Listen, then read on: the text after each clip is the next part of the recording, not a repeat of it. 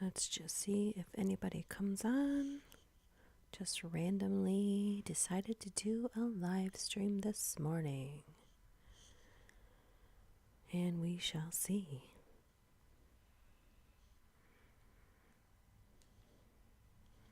Think we've learned from experience that the internet cooperates much better in the morning, so here we are. If anybody's here, just let me know. Let me try and look at it from a different account because I can't really see it from this one. If you're here, let me know. If it showed up, let me know. Please. Go to a different account so I can see if anybody is here. It says 2 viewers.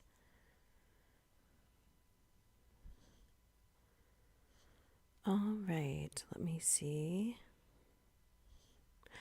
Hey, you're all blessed because I'm here. Ditto. Ditto. Let me just, okay, good. All right, because sometimes the chat doesn't show up on this software until someone's been here for a minute. So if you're here, please say good morning. Hey, Rob Gao. I don't know if you've been here before, maybe under a different name, but good morning. Good morning.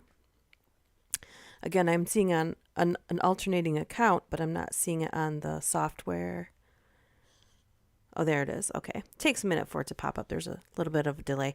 Also, I have a lot of issues with our internet, so if it's lagging, it might lag for a second, but if it's lagging repeatedly, you guys please let me know.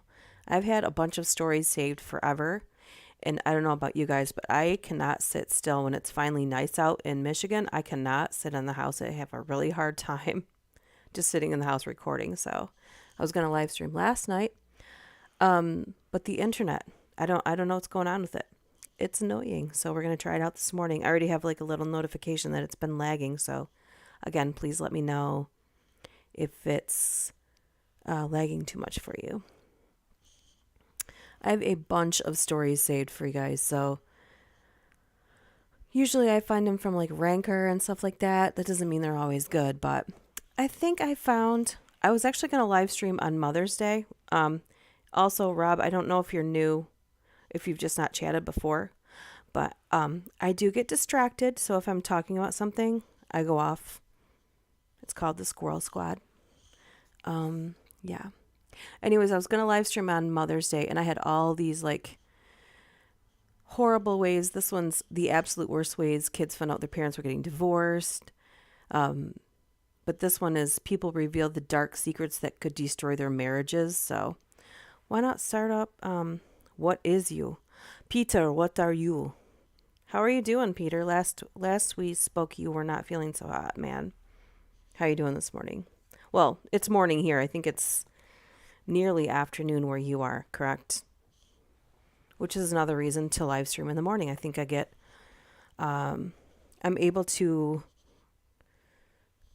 have allow people more access if I do this in the morning. Squirrel Squad.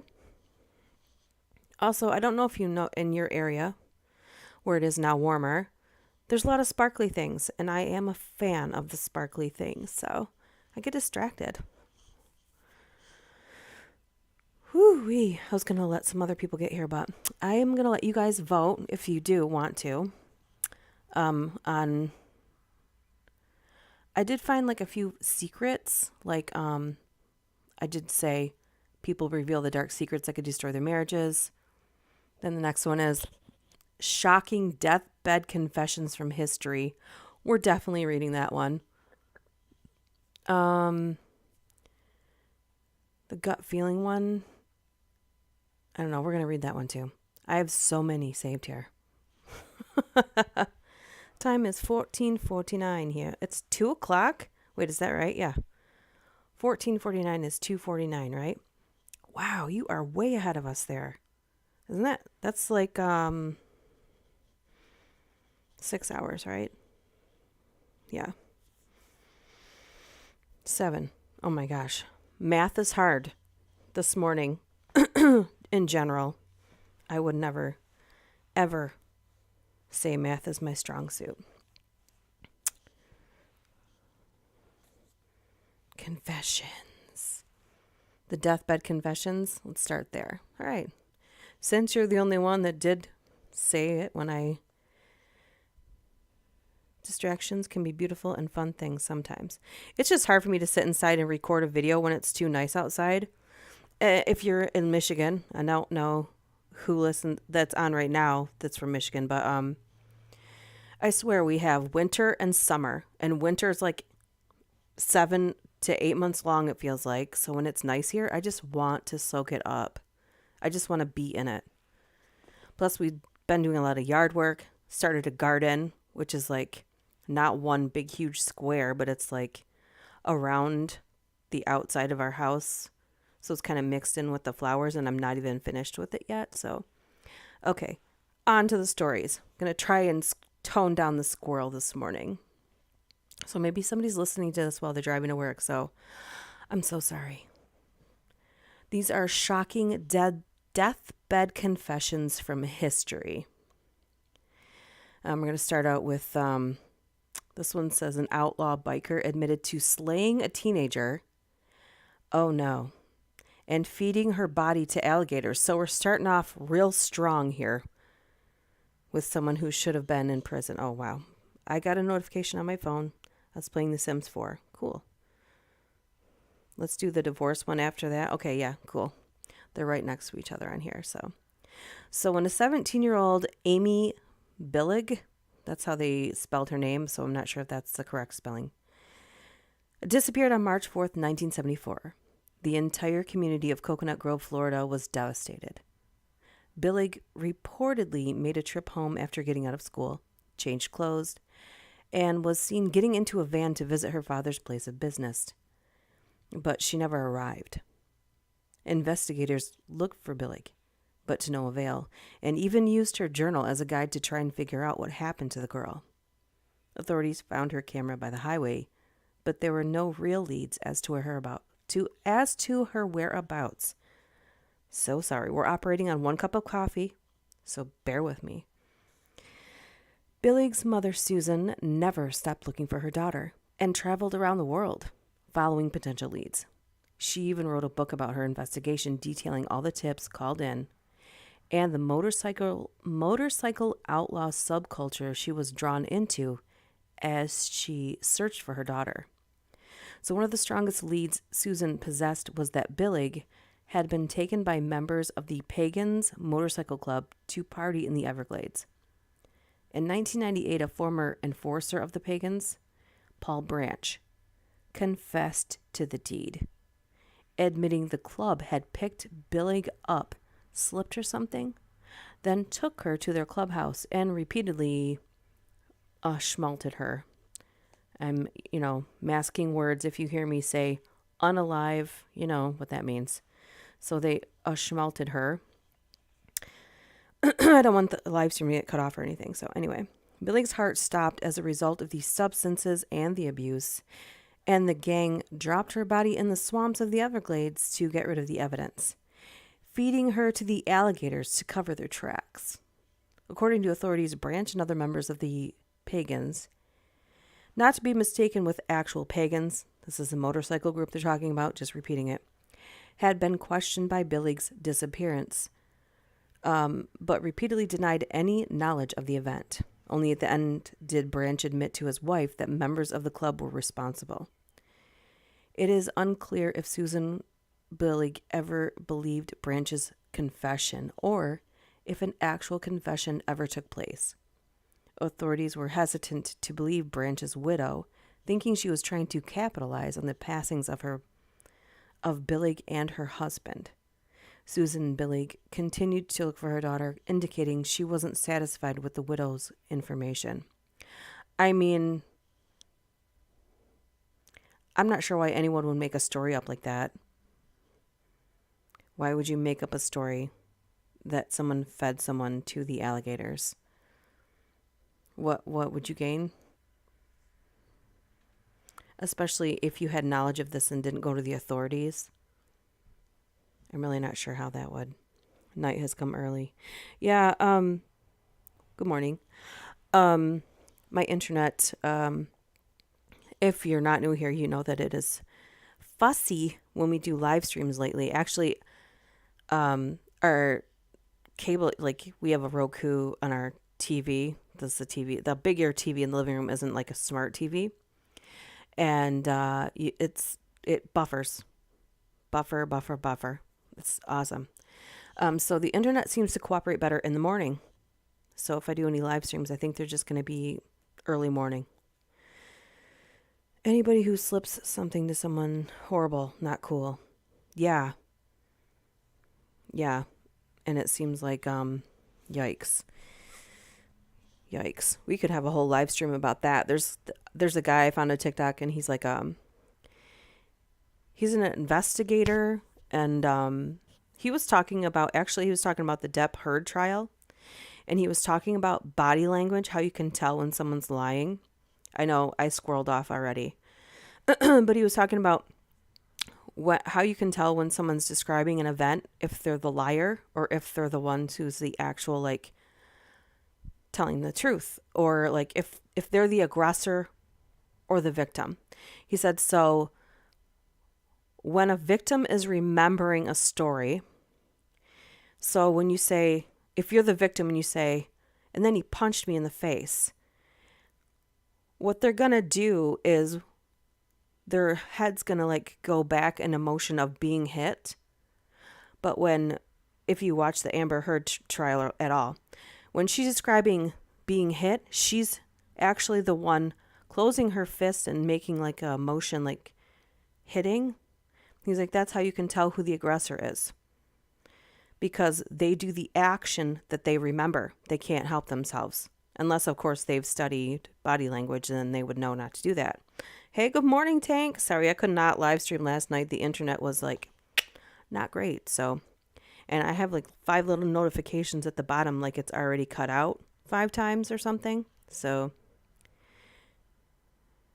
yeah, it looks like it skips frames or whichever. So I don't know if that's the video skipping frames or if you guys are hearing me cut out. So, but you guys will let me know that. And he also said the way that you can tell like who's telling the truth in a story and who's not. He's like, so when you're remembering a traumatic event and you're describing it to someone, he's like, it's your nature to like the meat of the story. There's a little bit of lead up to and a little bit of after events that they'll describe. But the main meat of the story, like the traumatic event, is the big part of the story. He said, when I'm listening to Miss Heard on the stand, she has a lot of lead up to. The event is minuscule and a lot of after details that none of them have anything to do with the story. Thank goodness, like, it seems like, well, obviously she's a terrible actor or she would know this. But unfortunately, no one can tell the jury any of this, but they should have had like a person like that on the stand. They should have had an expert like that on the stand just to help the jury decipher what bullshit's coming out of her mouth. Okay. We are reading, sorry about that, Shocking Deathbed Confessions from History. And the person that requested it, I hope you're still listening, because I hadn't noticed you here before, so I hope you're still listening. And you didn't get bored and leave. Let's see. That's good. The body language is good. That reminds me of the Little Mermaid where the purple octopus lady said, don't forget about body language. Yep, it says it all, doesn't it? This one is Margaret Gibson confessed to the slaying of director William Desmond Taylor. So Margaret Gibson wasn't a prime suspect in the death of a Hollywood director named William Desmond Taylor, but in her final moments, she asked for a priest and confessed to slaying him. Gibson, a former actor, worked with Taylor in 1910, but after he passed, this connection didn't receive notice. There were several There were several more likely suspects, including Taylor's friend and possible lover, Mabel Normand, a young woman in love with Taylor named Mary Miles Minter, and Taylor's former valet, Edward Sands. Okay, tip number 1, never become rich. Kind of saves you from being a target of murder a lot. William Desmond Taylor was slain in early February of 1922. There were no witnesses, and Normand was the last person known to see him alive.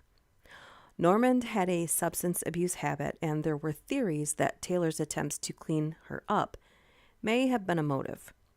When police searched his house, they found love notes from Minter, as well as a nightgown, and later discovered that she had once tried to end her life with a gun that resembled the one used on Taylor. The investigation into Taylor revealed that Sands had been stealing money from Taylor, and authorities discovered one additional suspect, Minter's mother, Charlotte Shelby. You know what this reminds me of? That game Clue. This story. Charlotte Shelby. Charlotte Shelby was said to be opposed to any relationship that may be budding between her daughter and Taylor. There's no motive for Gibson having slain Taylor, and the case remains unsolved. When Gibson confessed, she was going by the name Pat Lewis, and during her time in Hollywood, she'd been in trouble with the law. But aside from her confession, there was nothing linking her to the evidence. There's I guess there's a series of deathbed confessions from people that work with hospice patients. And a lot of them will confess to things like that right before they die. Squirreled off. Yeah. Let's see. I'm only going to, this one, I was just going to say, I'm not going to read anything where we don't recognize the people, because I don't know if anybody knows about the people. I don't know if it's interesting. If you don't know the people. That was old Hollywood, and I don't know if anyone here would have known those people. I personally didn't. So if you did, please chime in. This one says Neely Shamrat told police her late husband confessed he'd stolen Marie Antoinette's pocket watch.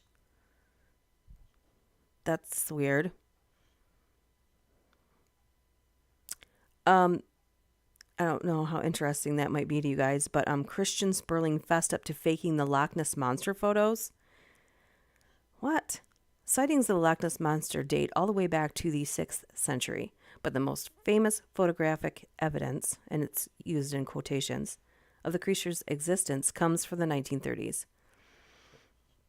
In 1933, several people claimed to see the Loch Ness Monster, which increased interest in the mystery, as well as tourism to the area, well, of course.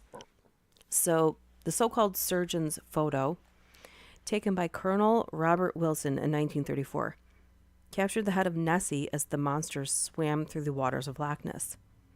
Wilson, a British surgeon, claimed he'd been driving near the loch and saw something swimming, at which he stopped to take the picture. He never wanted credit for the image, hence it being called the surgeon's photo, and until the 1990s, it was believed by many that he'd captured actual proof of the monster's existence. Now, this isn't to say there weren't skeptics. In 1984, Stuart Campbell assessed the picture, and decided that whatever was on the surface of the water couldn't be more than 2 or 3 feet long and must have been some sort of explainable wildlife. However, he was proven wrong when Christian Sperling confessed at the end of his life that he'd perpetrated the hoax and been part of the fake photo's creation.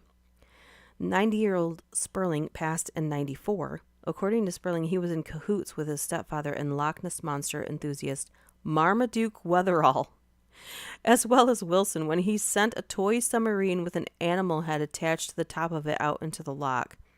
The picture was staged by Sperling and Wetherall, who then handed it off to Wilson to give it credibility as he presented it to the public. How embarrassing. Why would you go to such lengths?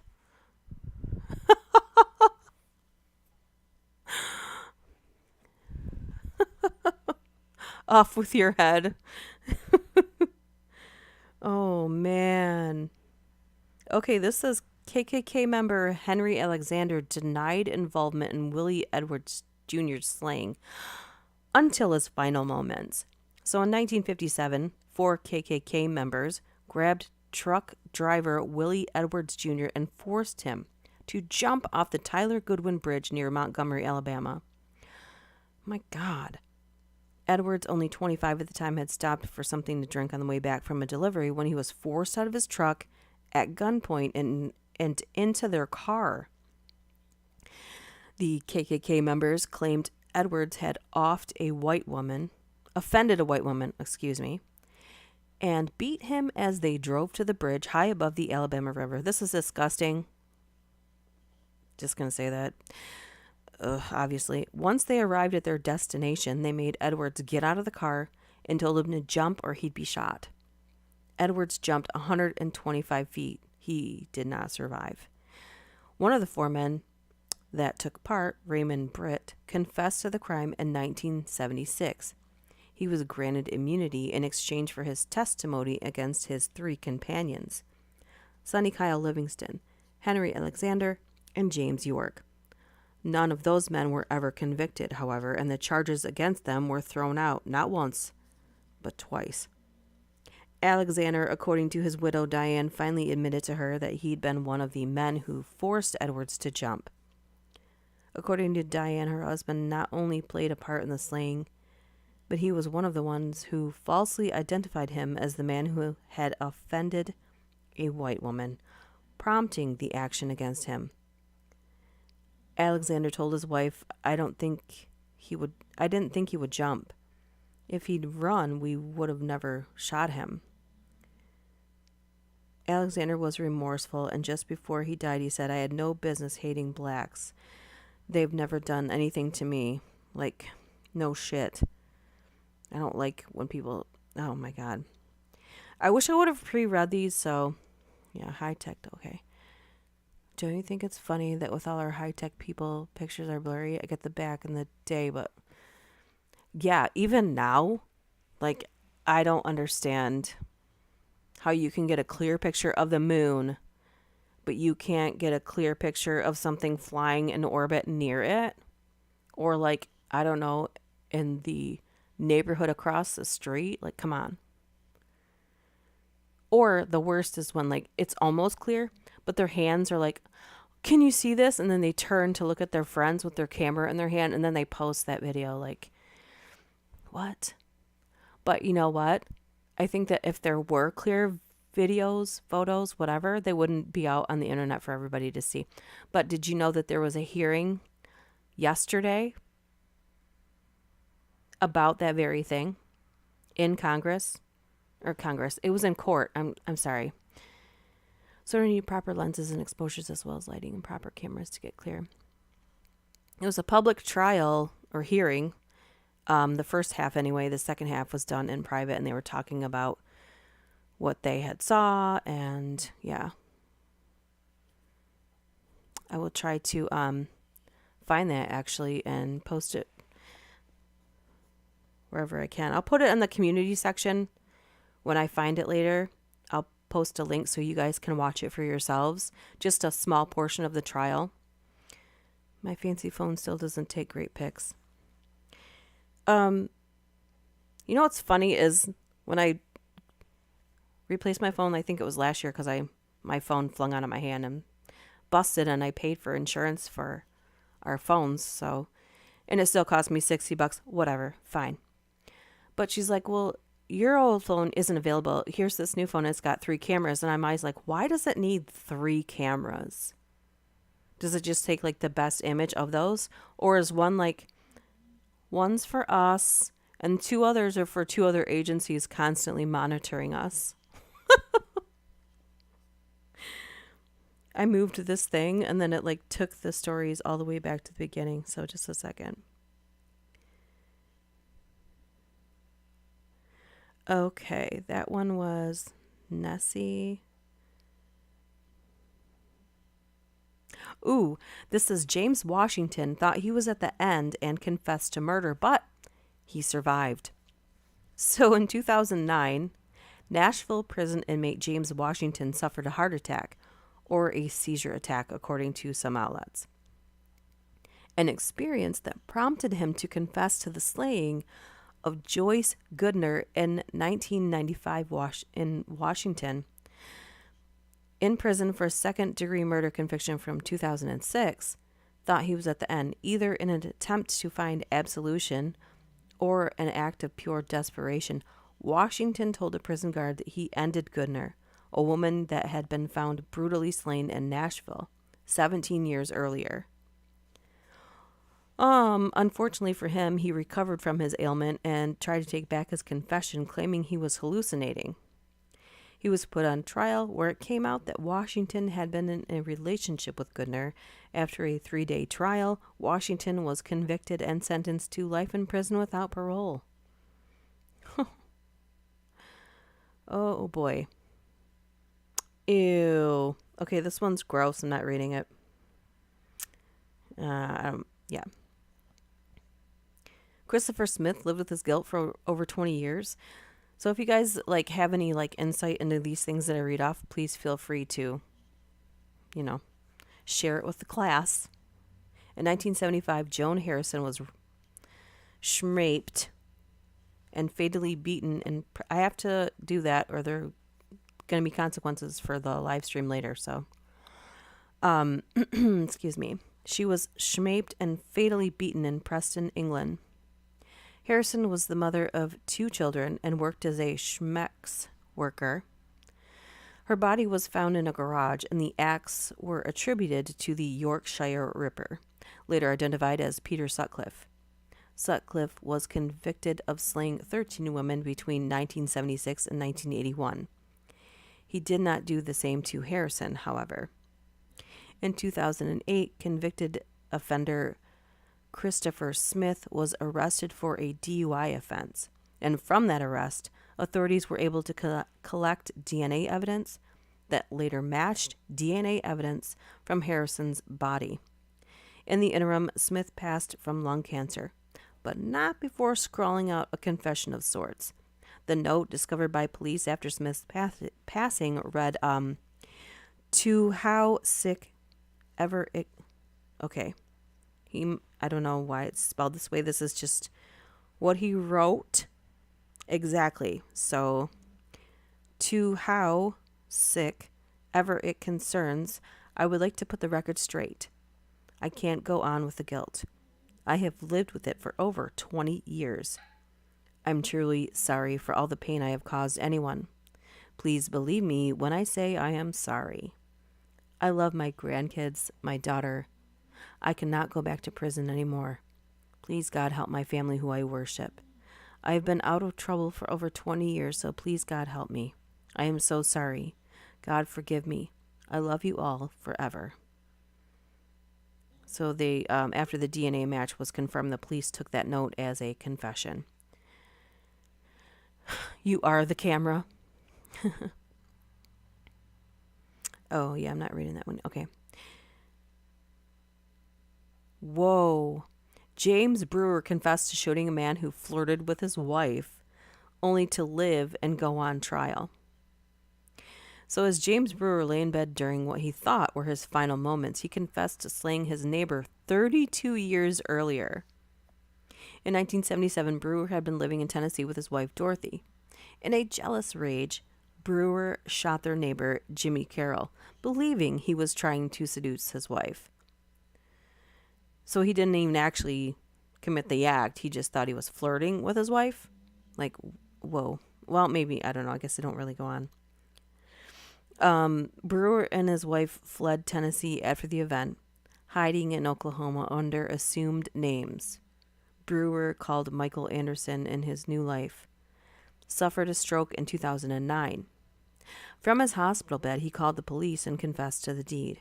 He wanted to cleanse his soul before he passed. Brewer lived, however, and he and his wife returned to Tennessee to surrender. Wow.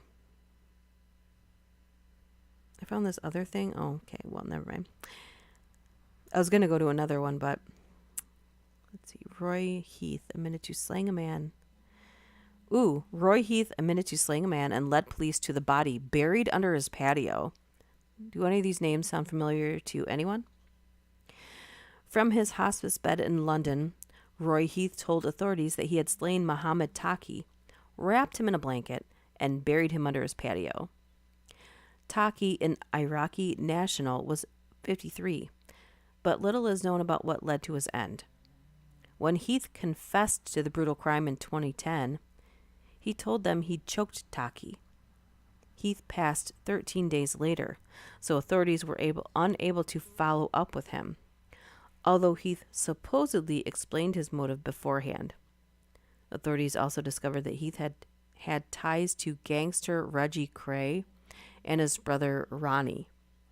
Heath had also been accused of slaying a business associate in 1997, but nothing ever came of the case.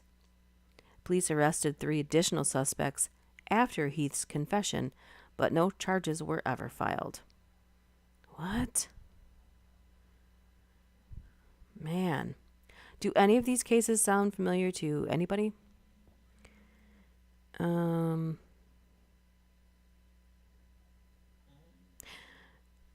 I skipped one. This is the last one in this one. A few of them were like repeat exact ones, but this one sounds disgusting, so I'm going to read it. Geraldine Kelly told her family she slayed her husband and stored his body in a freezer. Geraldine Kelly, told everyone that her husband John died in a traffic accident after returning to Massachusetts from California, where the rest of his family was living. But in 2004, she admitted that it had all been a lie. Kelly had shot her husband around 14 years earlier, storing his body in a freezer. Kelly, losing a fight with cancer at the age of 54, told her daughter what she had done and that the body was still in that same freezer. Kelly, who had also moved back east from California, shipped her husband's remains to Massachusetts during the late 1990s. When authorities visited Kelly's storage unit where the freezer was stashed, they found an unplugged, locked freezer sealed with duct tape. The remains inside were ultimately determined to be John, and some believe Kelly was a victim of domestic violence, but the motive for the incident remains unclear. Ugh. Yikes. And not one of them seemed to be in, except for the last one, which it was unclear if it was in self-defense or not. But yeah. And we have a new visitor that requested the dark secrets that could destroy marriages.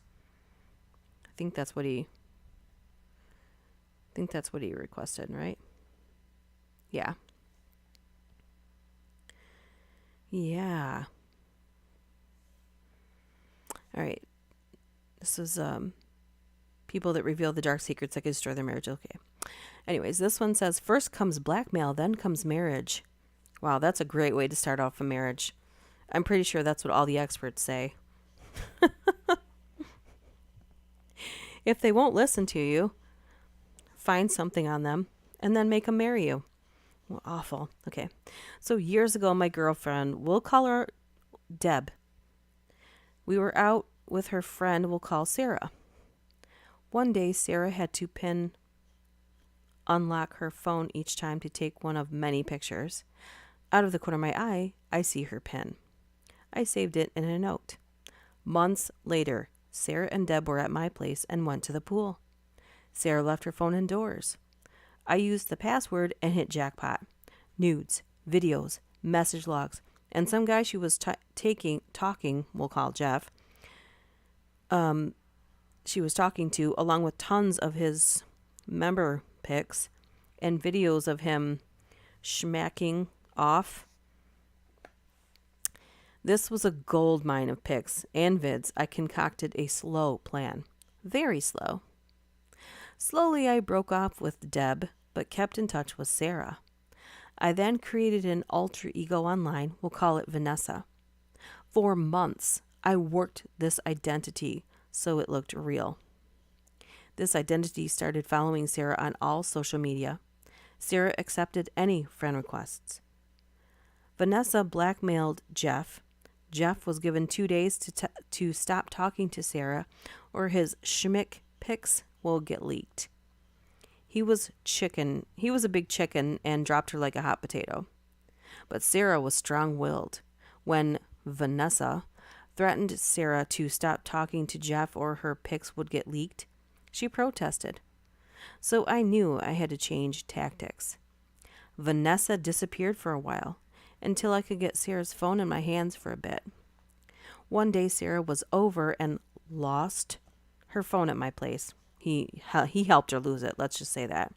And then I found it for her the next day. Not before I installed a spy app that let me track everything.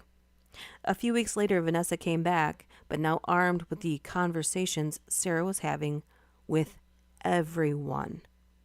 While tracking Sarah's reactions and suspicions, I made it show that Vanessa wasn't real. And now all my friends know me as being pretty tech literate.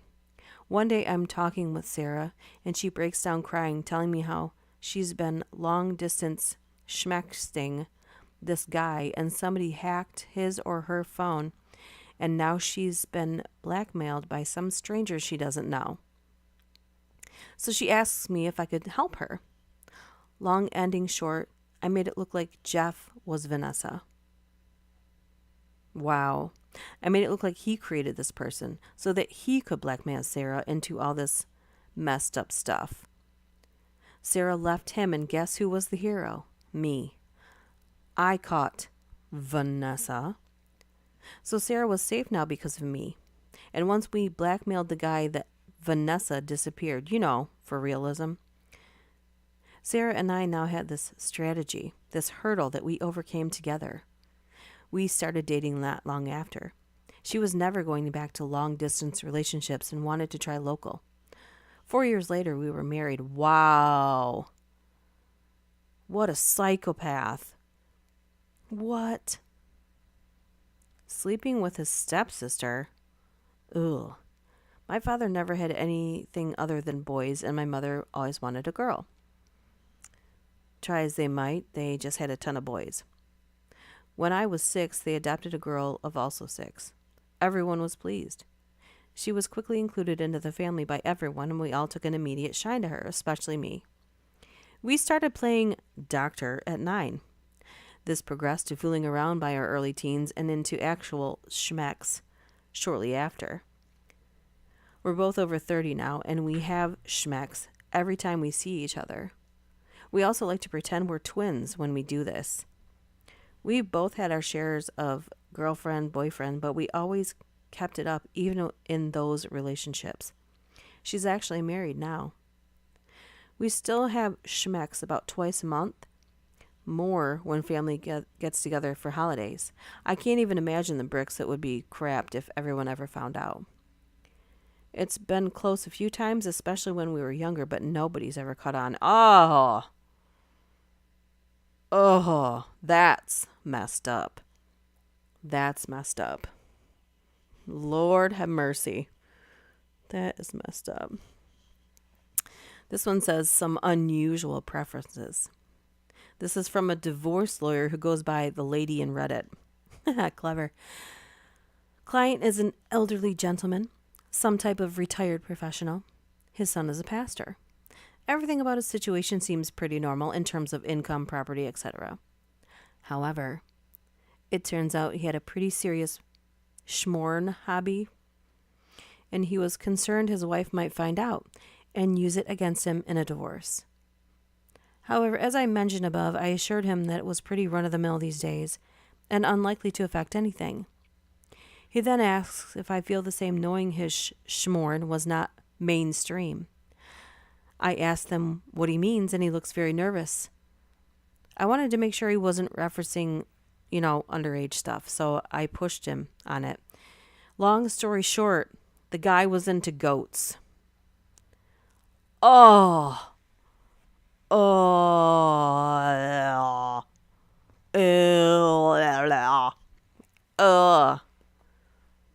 So there's that's out there. That's out there in the world and for people to view. Oh my God. All right. The diamond switch. So my friend, this is from Scrappy LaRue. These are the Reddit names. My friend inherited a beautiful diamond engagement ring. The stone was worth $20,000. His fiancée was thrilled to receive it and flaunt it. Now his wife of 25 years, it's still one of her most precious possessions. Only I and you 4 million people. That's what the thing says. I know there's not 4 million people listening to me, obviously. Yeah, the self-censorship. Yeah, thank you. Thank you. Thank you. Now you 4 million and I are the only ones that know that she doesn't own the original diamond. My friend sold the stone for $15,000 and an equal size substitute diamond on the day he picked it up from it being sized to fit her. The value of the ring was learned at appraisal and was actually appraised a bit higher. The $20,000 was the number he knew it would get from a wholesaler in the district. It's still insured for the higher amount. The stone that was substituted is a diamond, and I couldn't tell the difference. The money was mostly used to clear debts. Well, I mean, that's kind of smart. Honestly, now knowing how we source diamonds, I would think most people would do the right thing and just get a man-made stone or something that's not, using horrible methods to obtain things that just go on your finger. Back in high school, there was a kid who was filmed doing that to a goat. Oh my gosh, that is just awful. You know what the first schmandums were made of? Yeah. Do you? Goat skin, just saying. The deacon, who is an atheist, so this was, the Reddit name for that was Secret Throwaway 2399. I'm an atheist. I'm also a deacon in an evangelical church. I'm not exactly proud of it, but I try to do my part to convince people to live like Jesus because even if he wasn't God, he certainly had some good ideas about loving other people. The problem for me is my family. I'm married with 1 kid and another on the way. I believe that such a revelation would be devastating for my wife. I've tried to tell her in subtle ways, but I can't bring myself to just come out and say the truth. I love my wife, and I don't wish her harm emotionally in any way, in that way. I mean, eventually I think it's going to come out. I don't think you can, if you've ever been to an evangelical church, that's like super church. I think regular church is like diet church compared to evangelicals. Sorry for the comparison, but I think regular church is like diet church. If you've never been to or don't know any evangelicals, yeah. Okay, this one's from Throwaway Cosby,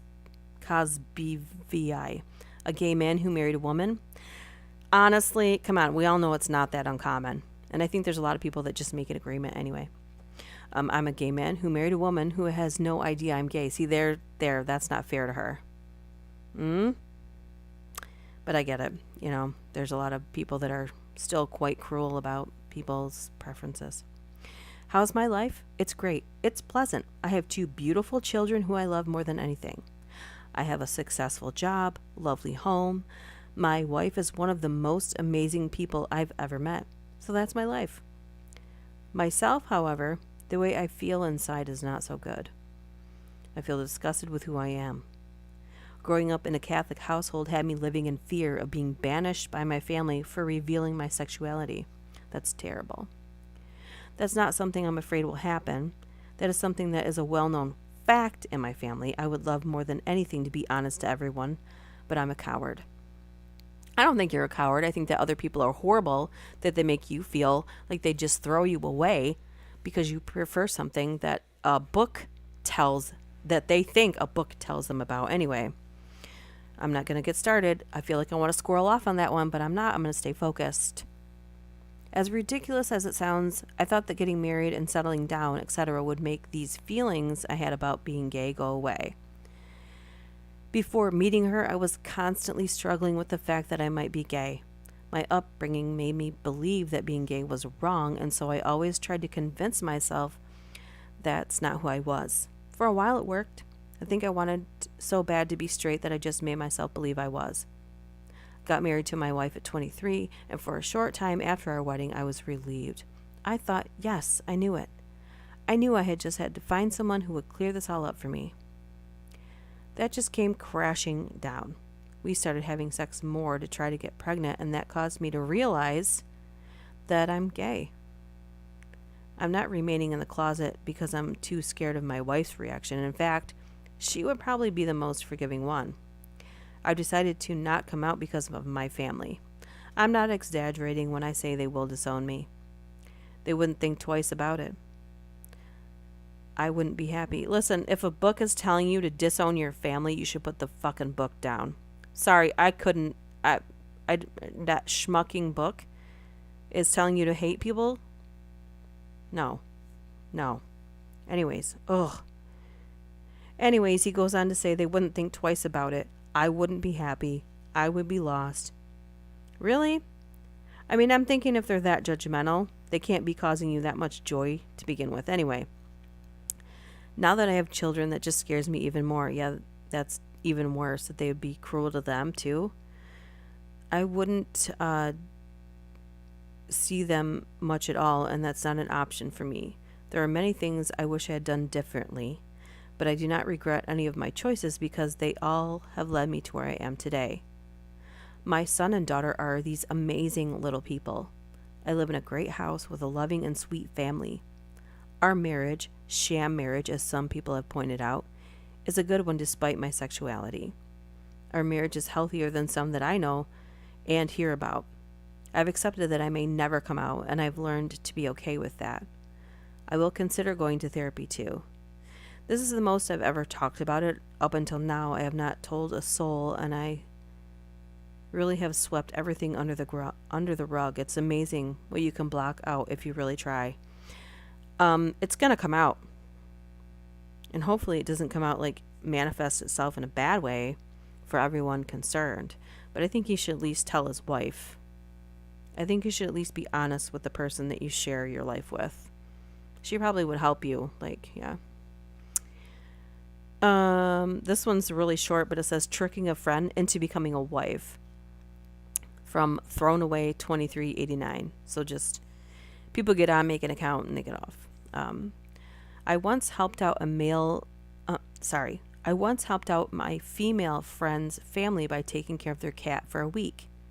Every day for a week, I would go over there, snoop around their house. Found my friend's diary, proceeded to read the entire thing. I used this information to get her to like me, and she is currently my wife. I think I've read a longer version of that before. Or is that a common thing? But I think that even if you use that information, unless you I don't know, you can only pretend to be someone else for so long. It's just gonna backfire. This one says, this is from Redditor Gray SeaTac. The wife who cheats with her female best friend. I had schmesbian schmecks with my best friend about once a month. Neither of us say anything to our husbands. We drink a bottle of wine, get tipsy, get nasty, fall asleep. When we wake up, we laugh and go about our lives. Weird. But apparently it's not that uncommon. Geez, a wedding night hookup? Oh no. This is from More Butter, More Cheese. Sometimes the Reddit name's better than the story. My friend got a schmo job from his stepsister on his wedding night. Oh, gross. We all started drinking before the wedding even started. Ceremony went by, then the reception where we drained 3 kegs, and someone actually left to get more beer.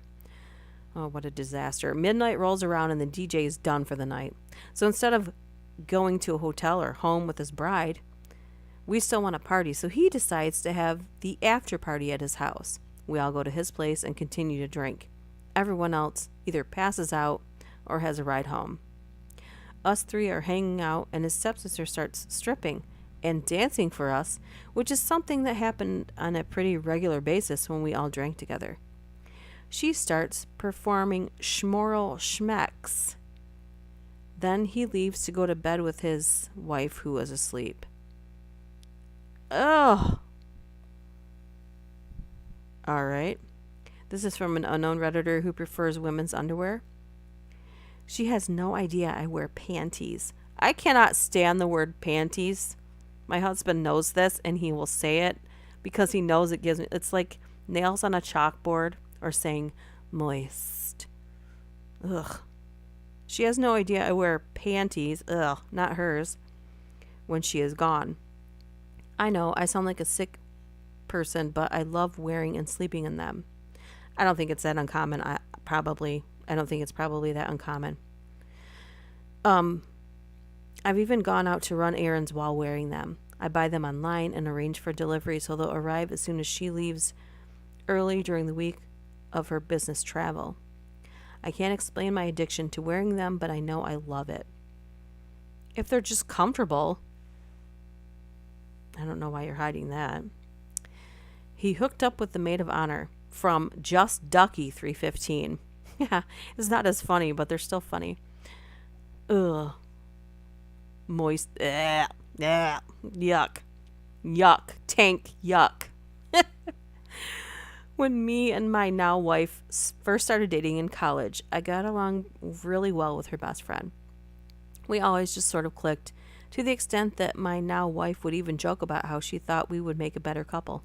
Ha ha ha ha ha. I never viewed her as, you pick up on the fake laughter there. I never viewed her as anything more than just a friend, and when I first met her, she had a fairly serious long-term boyfriend, so it wasn't an issue or anything. Fast forward a year, me and my wife had kind of a nasty breakup right after Christmas break. I won't go into the backstory since it's long and complicated, but my wife did some things that were kind of cruel and short-sighted at the time, and her best friend actually sided with me, which obviously caused a huge rift between them as well. I was broken up about everything, and one night my future wife's friend showed up at a house party that I was at and ended up just holding herself up with me in a corner, listening to me whine and mope and complain while trying to console me. Finally, both drunk at the end of the night, I offered to walk her home. Something I've done before, so no big deal. She accepts. Walk came to an end. She invited me in to talk about it more. And when I got a little emotional, she consoled me by bluntly stating that she thought my wife was wrong and crazy to treat me like that. And what a good guy I was, yada yada yada. We end up kissing and sleeping together. She was still with her long-term boyfriend. They broke up within a few days of this incident, so we didn't speak for a few days because it was so awkward. But here's where it gets really awkward. My wife and I reconciled. Oh my gosh. Reconciled. Wow. My wife and I reconciled about 3 weeks later and ended up dating for another year and a half, spending a year engaged and then getting married. We've been married for 4 years now. Her friend? Still her very best friend. Maid of honor at the wedding. They talk all the time. We recently went on vacation to Jamaica with her, her new boyfriend, my wife, and me. And no, my wife doesn't know, and I've never told her. Neither has her friend or me ever discussed what happened after that night. Ooh, awkward. This is from Stouffer82, an expensive addiction. No one's going to probably find this comment, but I have an addiction to prostitutes. Can't control myself. I'm also married, and my wife has no idea that I spend $2,000 on our credit card while she was overseas for 3 weeks. I lied and told her I had a gambling problem, and that's why I spent so much. Little does she know I was bringing hookers home. Ew. I hope you burned the sheets, man. You know, there's some people that make a living as schmeck workers, and I'm not downing that. But dude, you brought them into your house? Your house, man? And then you didn't tell her? Like, you... Oh, my God. Anyway. A hidden foot fetish from Shimapedal. I'm a guy with foot fetish, and I never told my wife, even though she has amazing feet. But it gets worse. I have a weird twist to my foot fetish. I'm really into pedal pumping. I think we can all figure out what that means. I guess that's the closest way to describe it, and I'm mortified to tell her or anyone else, and never have. When I was a little kid, we spent a lot of time at church during the week for mom's choir practice, and there was a decent looking piano player lady who would kick off her shoes and play the piano barefoot. And even though I knew nothing of my preferences, I remember Saturday afternoons being up on the stage pulpit during boring choir practice, laying on the carpet, playing with matchbox cars, and trying not to make it seem glaringly obvious that I was transfixed on watching this lady's bare foot pushing on that piano pedal. I was completely transfixed, and it continues to this day. Oh, I guess it was not what I thought it was. Women playing pianos, organs, driving barefoot, using a sewing machine barefoot. My fantasies always involve me imagining myself as the pedal and the woman as a sexy bare nylon or sock clad foot. If it's a smelly foot, even better. I feel guilty and stupid to this day. Why on earth would a fetish like that develop when I was a prepubescent kid? I mean, we've heard of worse things, so... Oh, God. Still dreaming of that first love. From 25 to life. When I was in 8th grade, I fell in love with my girlfriend. I never thought it would be possible for someone so young to have such strong feelings. The relationship didn't last more than 3 months because my mom and stepdad divorced and I had to move. I thought about her every day since I moved away. I met another person, been married for 20 years now, have 4 kids, have no complaints about my life or my wife. 5 years ago, though, through social media, I was able to correspond with my 8th grade girlfriend. It turns out that she still has feelings for me, too. I've been faithful to my wife for our entire marriage, but want more than anything to be with my first love. Well, first of all, you're in love with a memory. You know? Foot fetish is weird, and I'm never going to get it. That foot fetish is funky. Stank feet? Well, there's a lot of people that paid for their house in cash because of that preference, so... Schmonly schmans.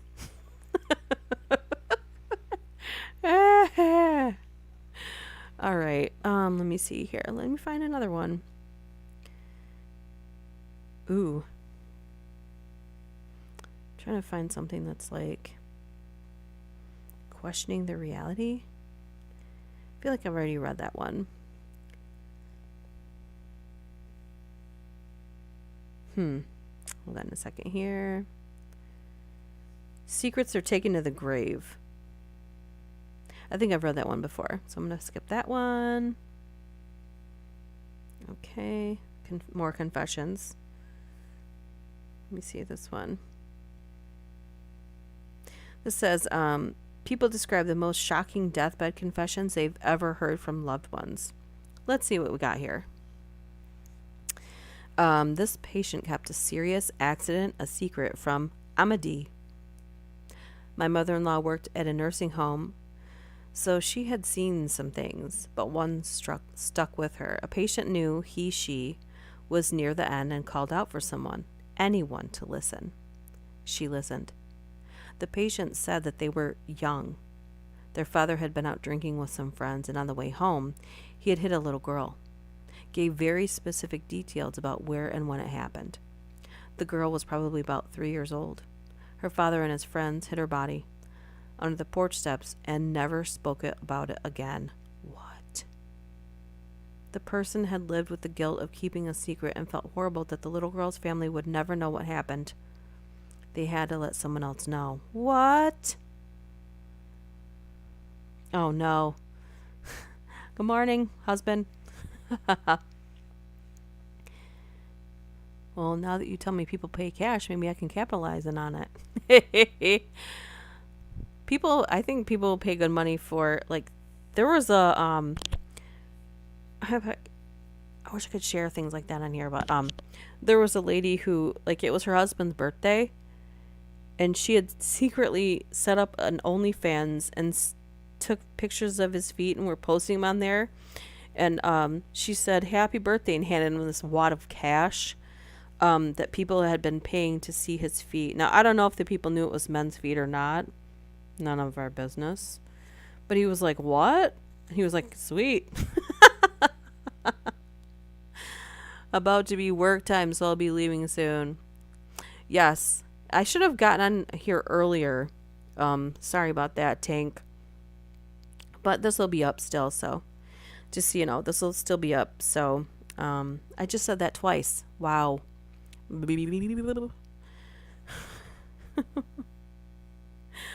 This man admitted to a serious incident from demonic wombat. I feel like I've read this before.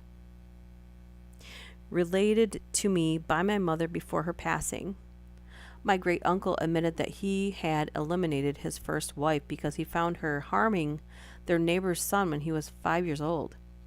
This was when he lived in Ireland, and a few days later he moved to America. Years later, not days. Met another woman and lived his life happily. Had a number of kids and grandkids. It put most of the family into shock as my great uncle was one of the kindest people you would ever meet.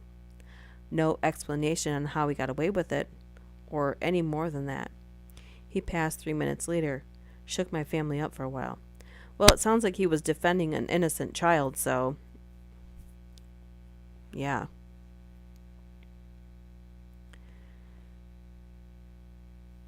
Yeah, Tank. We'll see you soon, hopefully. This woman found out her partner had a disease. Her username is pleasebeunique27. I'm a medical student. I had a female patient who was new to our practice who was HIV positive. I needed to ask her how she got the virus. She tells me it was transmitted via intimate contact, and the only reason she got tested was because her partner of 3 years' last words for her to in hospice was, I'm sorry, I wanted to tell you, forgive me.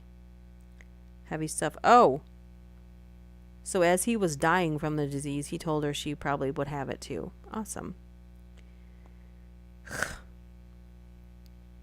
A man confessed to having a secret daughter. From Martin CVB. My other uncle had been in a car accident. It was bad. In the ambulance on the way to the hospital, he said, tell my wife that Wendy is my daughter and I love her. Name changed for privacy. He passed a few minutes later.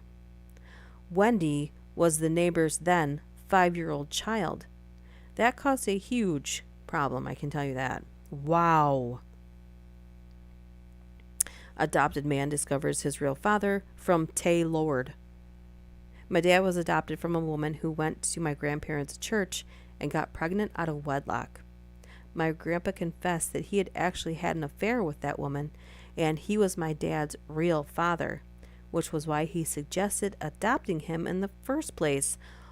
What? A man invites his mistress to come visit him in the hospital from Ninja DK. My mother worked as a nurse in the biggest hospital in Copenhagen. A dude is ill with cancer, has his wife, children, and entire family next to him.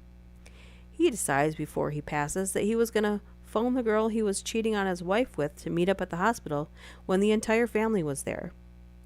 My mother had to move the entire family into another room when this lady showed up because of the massive shouting and hysteria. What a selfish person he was. Would you have known he was that selfish if he didn't do that?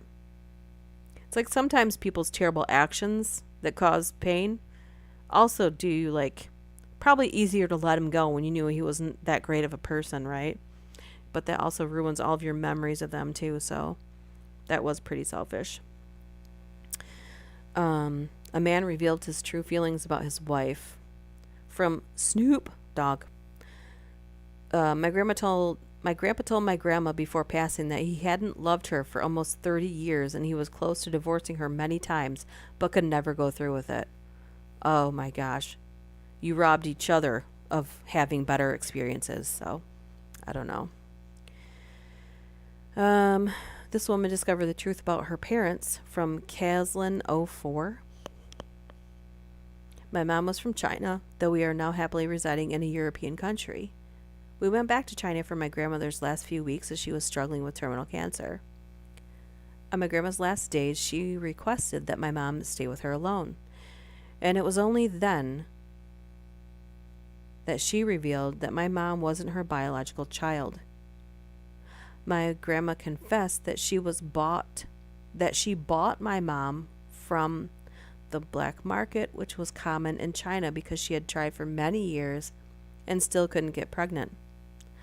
My mother cried a lot, not only for the unimaginable challenges that her biological parents likely went through losing a baby, but also for the fact that my grandparents have went beyond to treat my mom as their little princess.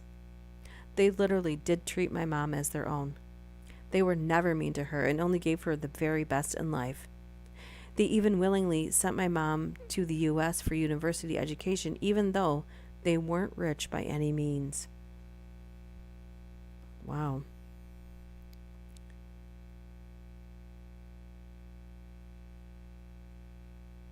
Well, you can listen to me. No, you can't listen to me while you do that.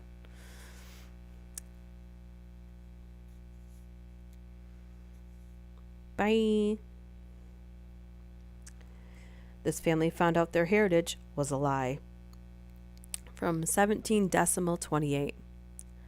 My mom and her dad both grew up believing and hearing stories from my great grandmother about how she was the daughter of a Cherokee woman who ran off and joined the circus. It was a good tale. My great grandmother, my great grandmother taught all of us rain dances and other cultural things. All of her decor and style was Cherokee inspired. She even physically looked Native American. My older cousin even got some college grant based on being 1/16th Native American. On my great grandmother's last moments, she tells my grandpa she made it all up. Turns out her mother was just a really good neighborhood working woman of European descent that dumped her in an orphanage. What?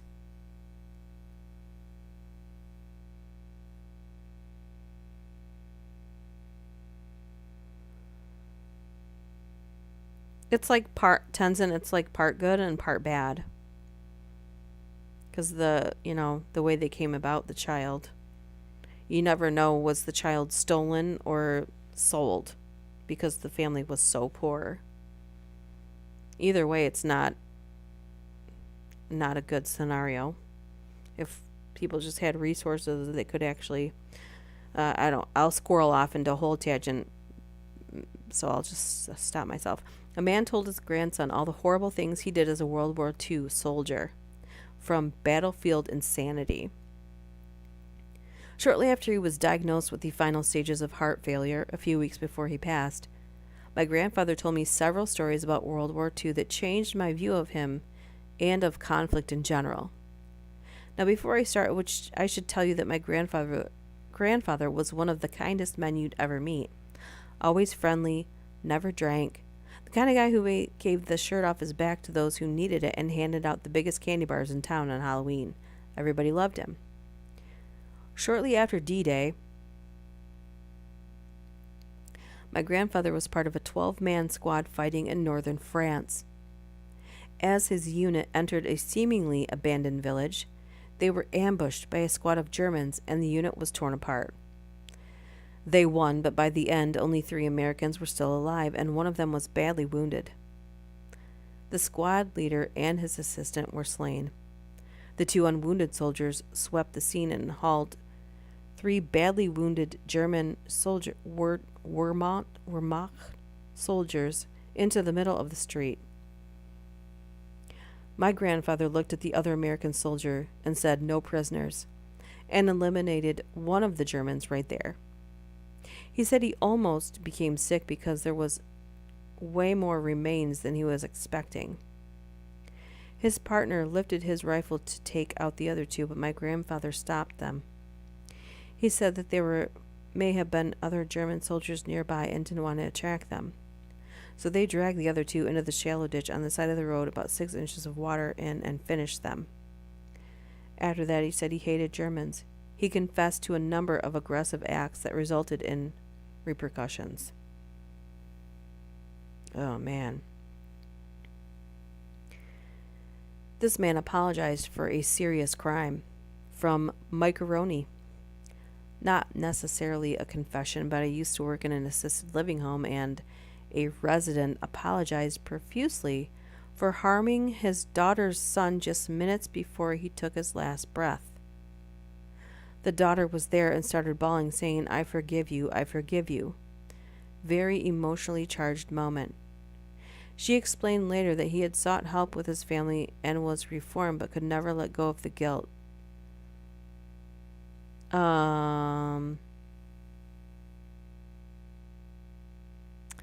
No. Harming his daughter's son? No. I'll help you make your way to heaven faster. How about that? Let's see. This woman had some religious regrets. My grandmother was a super religious my whole life and always was going to church, doing right by her community. In her last hour, she said she really did not believe in God and wished she had not wasted all that time in her life doing what she thought others wanted her to do. It was pretty crazy for her husband, my dad, and aunt to hear her say that. Yeah, that's why you should never just do what other people expect you to do, because you're just going to be in misery, and your whole life is a lie. A woman learned she was almost not born. My grandma confessed to my mom when she thought she was passing, she got better, that she tried to end her life before she was born. Obviously, it was unsuccessful. My grandma was a religious woman and decided that God wanted her to have this baby and treated my mom like her favorite child. That messed my mom up for a while, and it was even more awkward when my grandma surprisingly got better. After Grandma passed for real, my mom eventually made peace with it. After she was born, Grandma never treated her like she was unwanted, so my mom understood she was in a vulnerable place at the time. Mom was the 7th child in a poor family. This was before birth control, so yeah. One child found out their family was bigger than expected, from molten larvae. I was told by my father that in addition to 2 other kids he had that I knew of, there were more children of his out there. Also, that only 2 of his kids were with the same woman. 4 of them showed up at his service in addition to the other 2, making it 7 of us.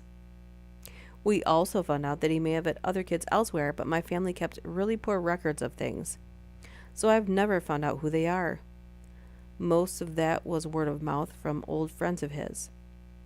Weird note, but all of us got together and now stay in contact. We had a good amount in common and see each other when we can. Wow. A woman reveals her daughter's real birth father, from Paparazzi Writer. Well, it was intended to be a final confession, but she pulled through. My girlfriend's mom told my girlfriend her birth father's name after saying she didn't know. She was sleeping around and couldn't remember. It was Orange County in the 80s, and apparently my future mother-in-law did many bad things all around Southern California. But she did know who my girlfriend's dad was and finally told her 30 years after. Turns out, he now lived less than 3 blocks away in our small town in the Mojave Desert. His kids look exactly like my girlfriend did at their age. We didn't make contact as his record is a mile long and he's a horrible person by all evidence. Oh. Well, at least you could have siblings. And the last one in this list says a woman revealed a secret crush on a family member.